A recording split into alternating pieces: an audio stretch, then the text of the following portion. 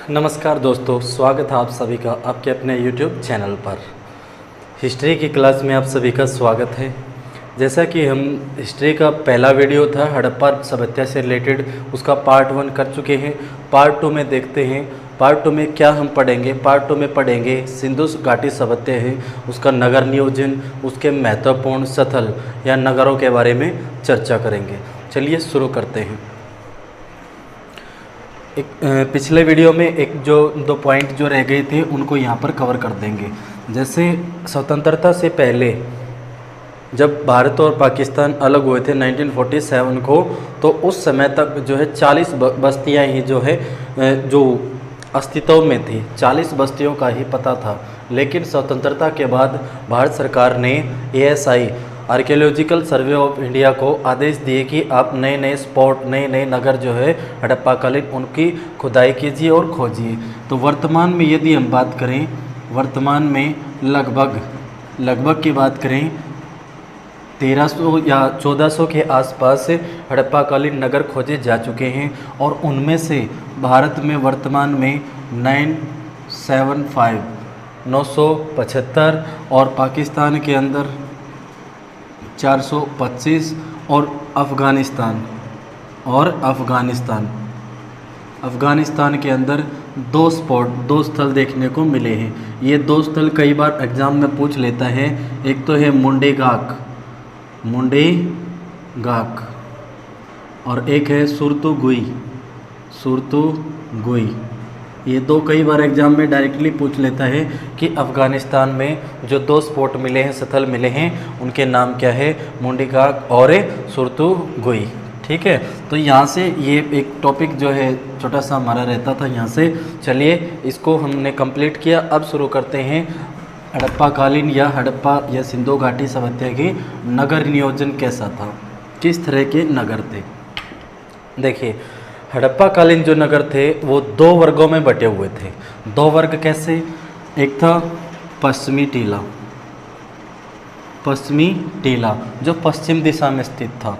एक था पूर्वी टीला जो कि पूर्व दिशा में स्थित था। ठीक है, जो ये पश्चिमी टीला था, इसकी क्या विशेषता थी?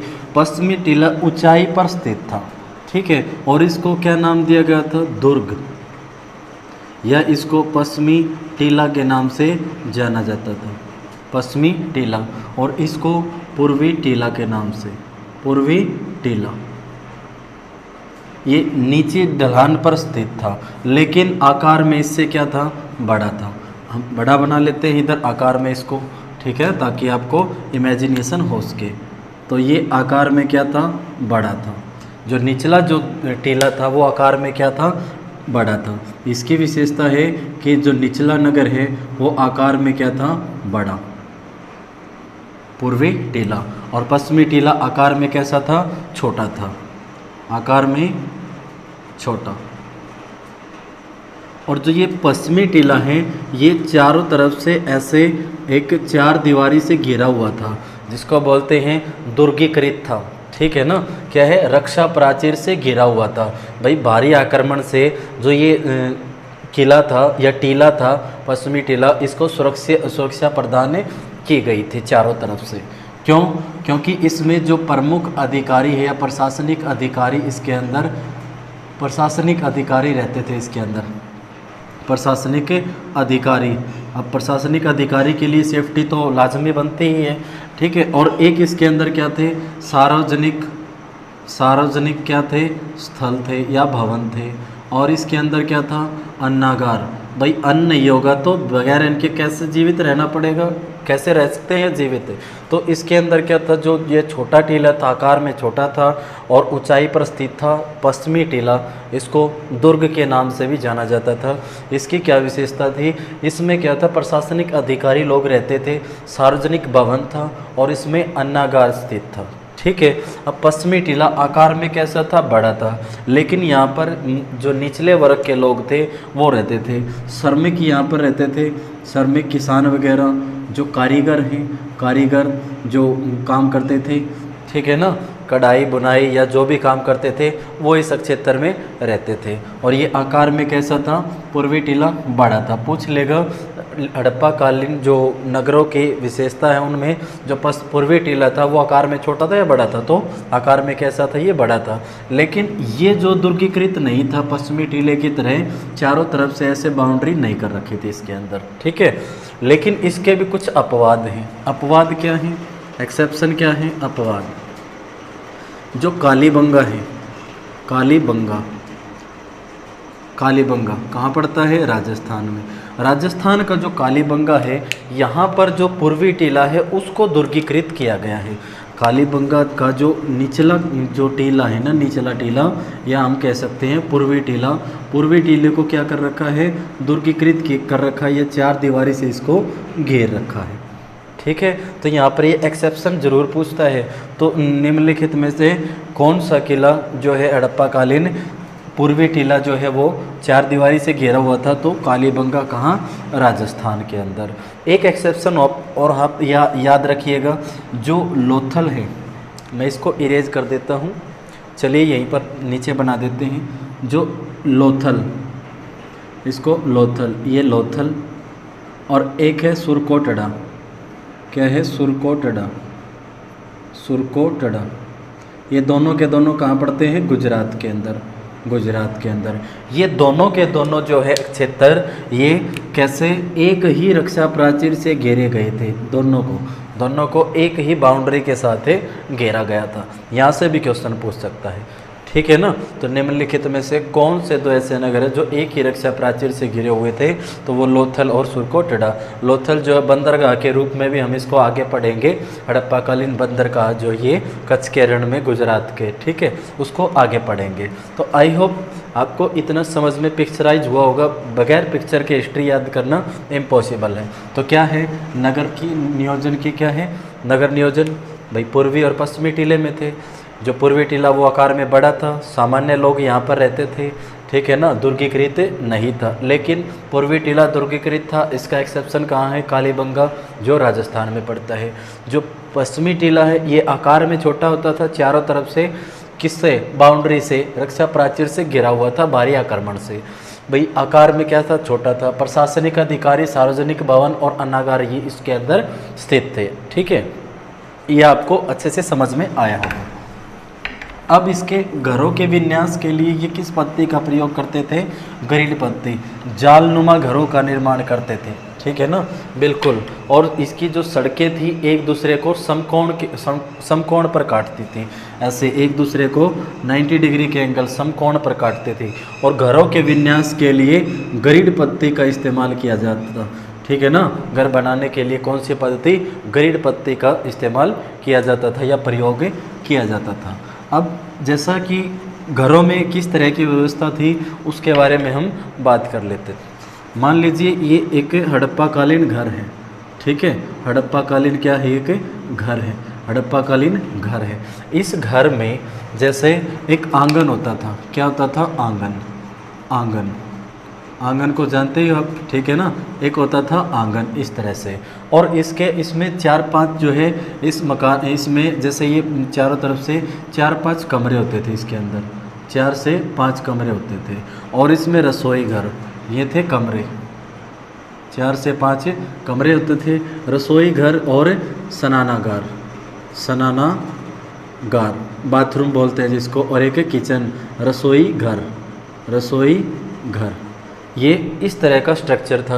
और यहाँ पर जो मेन गेट था, इसमें यहाँ पर क्या था, जो एक दीवार है, बड़ी सी लंबी सी दीवार जो है, एक 6-7 फुट की दीवार को चिनवाया जाता था, ताकि जो बाहर का जो लोग हैं, जो आउटर जो पीपल हैं, बाहर के जो लोग हैं, वो डायरेक्ट अंदर जो घर के अंदर ना झांक सके।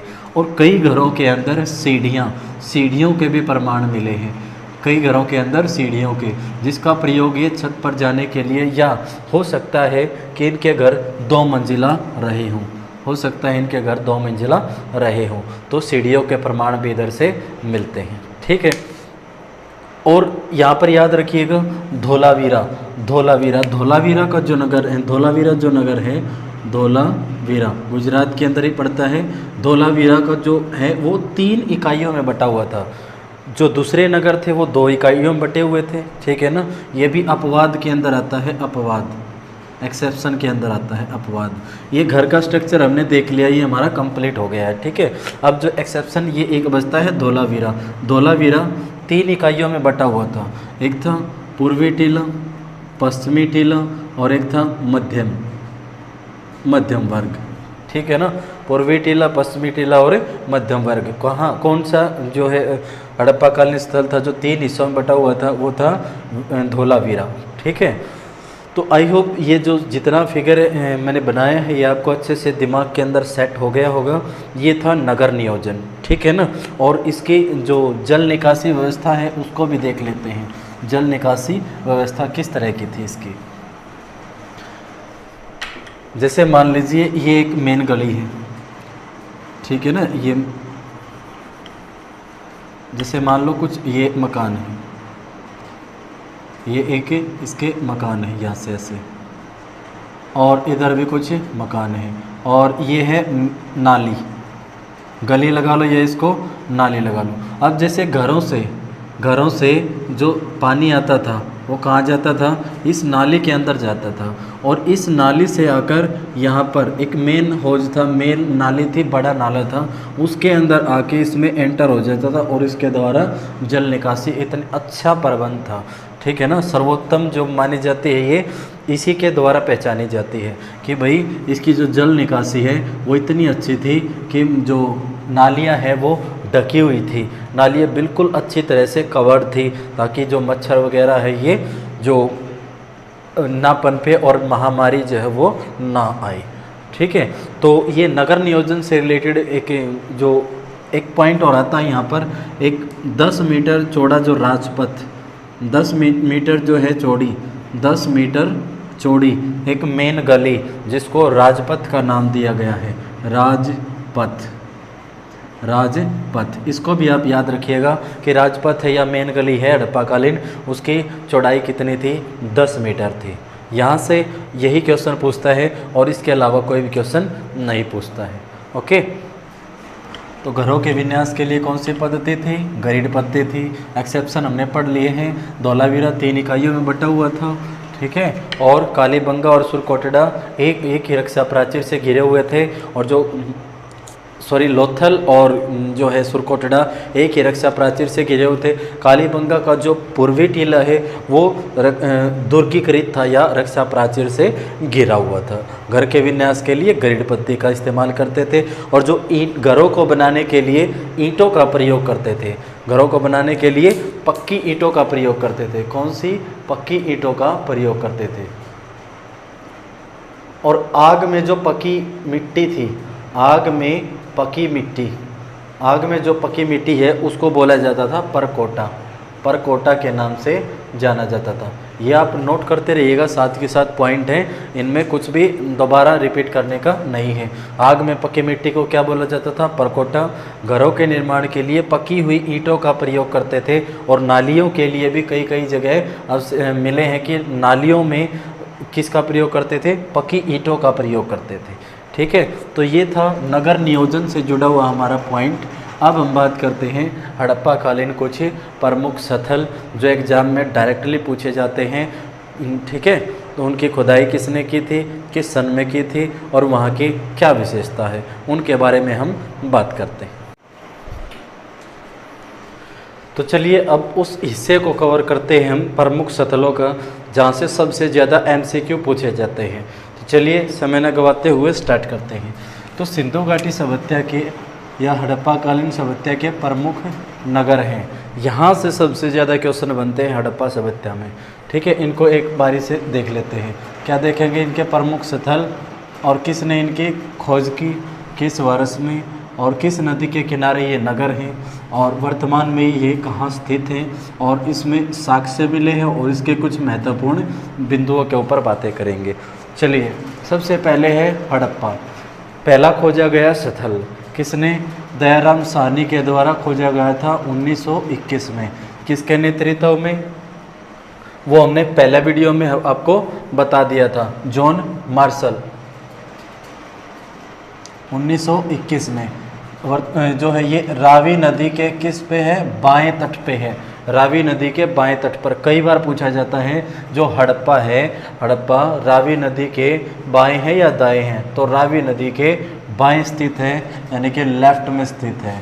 और ये वर्तमान में इसकी स्थिति कहाँ है, पाकिस्तान के मोंटगोमरी प्रांत या ज़िले में, ठीक है। और यहाँ से क्या मिले हैं, मुहरों पर एक श्रृंगी पशु, एक श्रृंगी एक सींग वाला पशु और कांसे की इक्का गाड़ी और अन्नागार यहाँ से मिले हैं, और R13 नाम का कब्रिस्तान यहाँ से मिला है। इसमें कुछ नहीं, सब याद करने की बातें हैं, आप याद कर सकते हैं।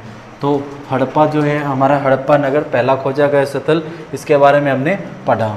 अब दूसरा है मोहनजोदड़ो, इसको दूसरा हड़प्पा के नाम से संज्ञा दी जाती है। और मोहनजोदड़ो का शाब्दिक अर्थ होता है जो है मृतकों का टीला या प्रेतों का टीला, ठीक है। यहाँ लगभग 35,000 के आसपास है जो मृतकों के टीले मिले हैं।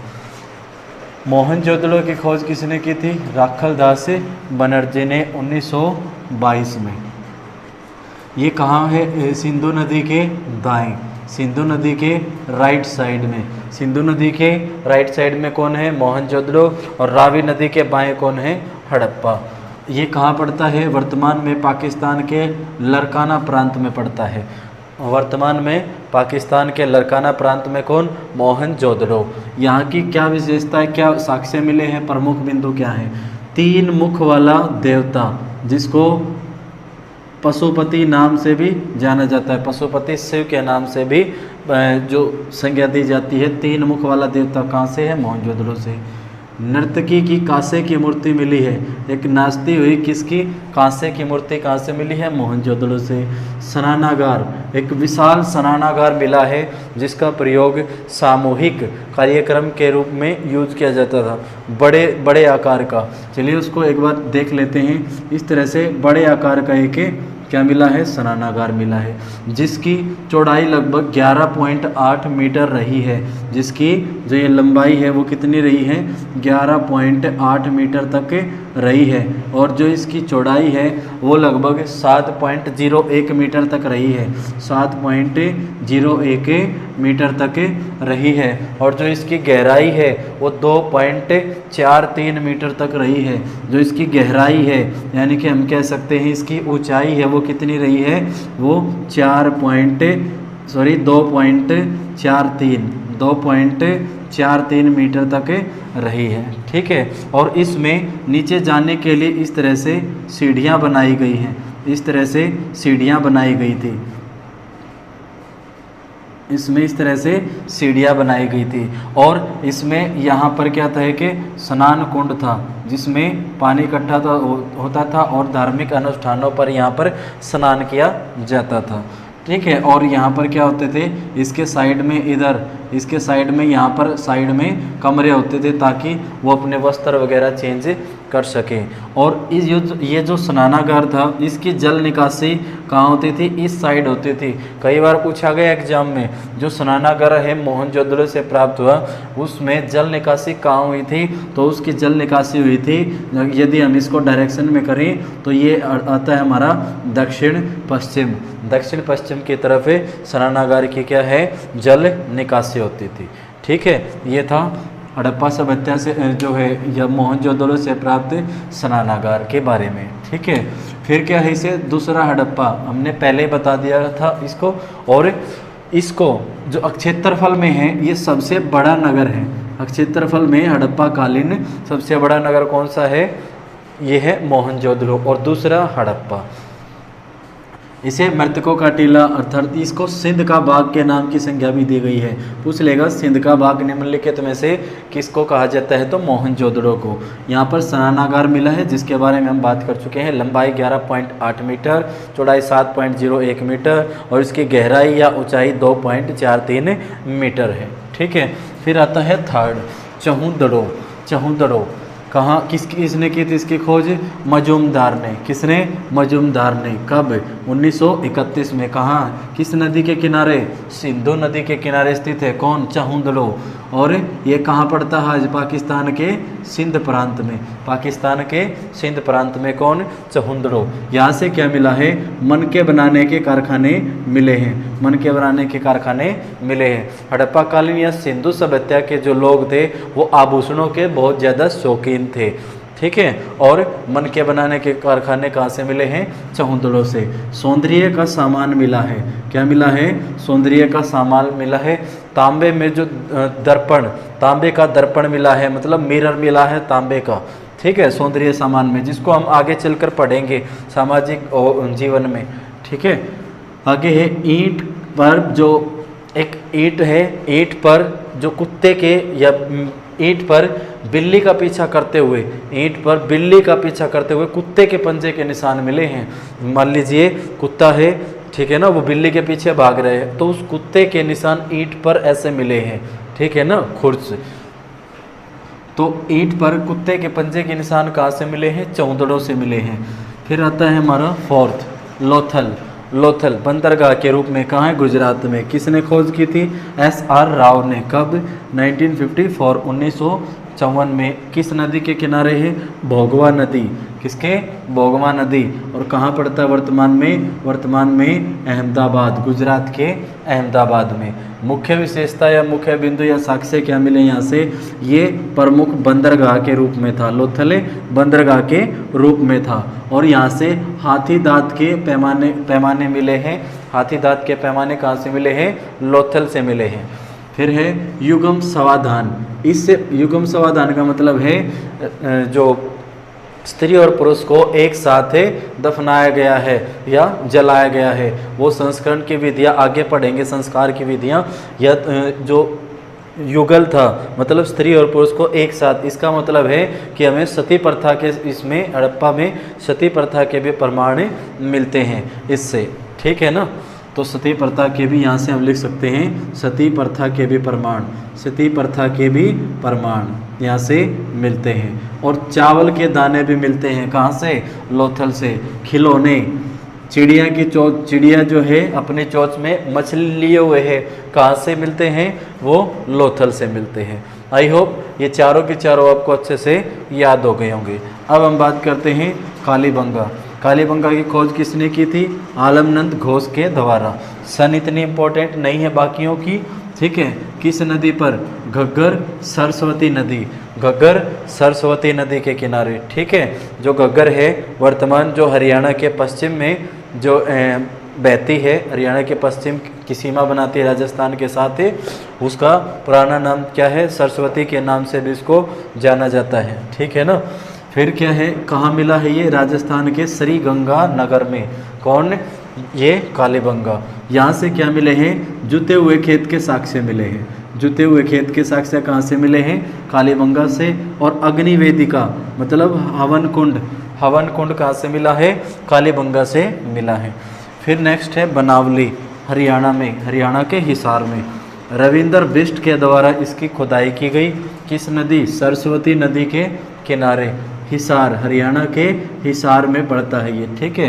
यहाँ से क्या मिला है? मिट्टी से बना हल का खिलौना मिला है। मिट्टी से बना हल का खिलौना कहाँ से मिला है? बनावली जो है हिसार से।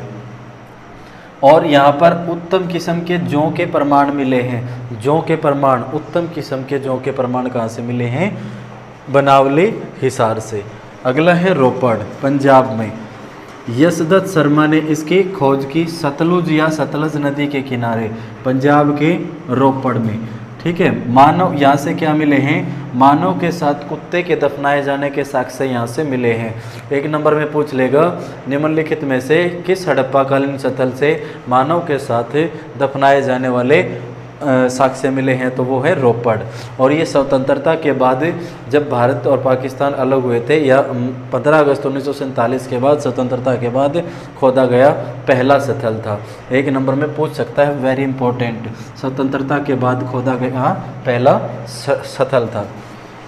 फिर है धोलावीरा, धोलावीरा, धोले कुएं के नाम से भी इसको जाना जाता है। जेपी जोशी के द्वारा इसकी खुदाई की गई लूनी नदी के किनारे। लूनी नदी के किनारे। वर्तमान स्थिति क्या है इसकी? कच्छ, गुजरात के कच्छ में। यहाँ से क्या मिले हैं? घोड़े के अवशेष। घोड़े के अवशेष कहाँ से मिले हमें? धोलावीरा से मिले हैं। और बांध बनाए जाने के साक्ष्य भी यहाँ से मिले हैं। बांध बनाए जाने के साक्ष्य कहाँ से मिले हैं? धोलावीरा से मिले हैं। आगे है नासौर। नासौर पड़ता है बलूचिस्तान में, पाकिस्तान के बलूचिस्तान में। ठीक है, यहाँ से क्या मिली है? मिट्टी की स्त्रियाँ बनाई गई हैं, मिट्टी की औरतें बनाई गई हैं, जिनकी जो मांग है उसमें सिंदूर भरा गया है अब भी। ठीक है, जिनकी मांग में सिंदूर भरा गया है। मिट्टी की जो गुड़िया बनाई गई या मिट्टी की स्त्रियां बनाई गई हैं जिनकी मांग में सिंदूर भरा गया, वो कहाँ से मिले हैं? नासौर, बलूचिस्तान, पाकिस्तान से। आई होप आपको ये सारे के सारे इम्पोर्टेंट जो पॉइंट है यहाँ से बनते हैं, आप इनको नोट भी करेंगे अच्छे से और इनको एक दो बार रिवाइज भी करेंगे। सबसे ज़्यादा बार एग्जाम में पूछा जाने वाला पोर्शन है ये पूरे हड़प्पा सभ्यता का। ठीक है, इसको अच्छे से एक बार वीडियो देखिएगा, अच्छे से प्रॉपर नोट्स बनाइएगा। मिलते हैं नेक्स्ट वीडियो में हड़प्पा सभ्यता के सामाजिक, आर्थिक, राजनीतिक जीवन के बारे में और उसकी लिपियाँ और मोहरों के बारे में चर्चा करेंगे नेक्स्ट वीडियो में।